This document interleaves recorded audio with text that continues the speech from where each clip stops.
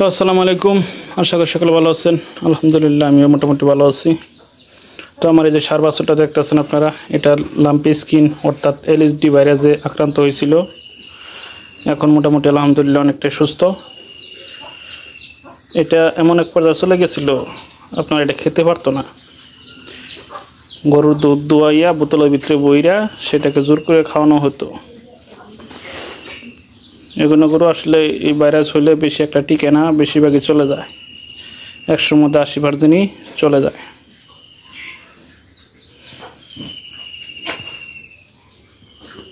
দেখুন পুরো শরীরটা, এটা হলো এটার বাছুর। আমার এটার আপনার ওই পাশের ঠ্যাংটা আছে, ওই পাশের ঠ্যাংখানি অনেকখানি চামড়া কিন্তু কেটে ফেলাই দেওয়া হয়েছে। আপনাদেরকে দেখানো পারছি না ওইটা, যেহেতু ওইদিকে অনেকটা সমস্যা। এখন আলহামদুলিল্লাহ মোটামুটি সুস্থ।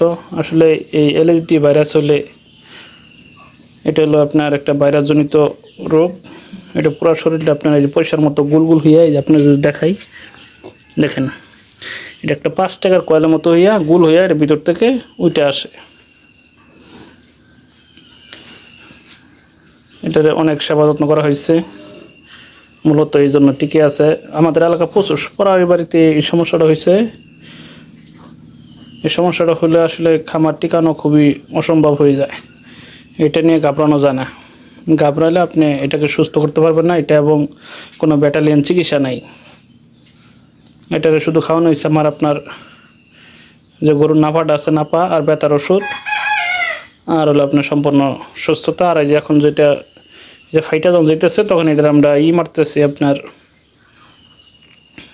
পটাশ আছে, ওই পটাশ দিয়ে জায়গাগুলো ধোয়াই দিচ্ছি।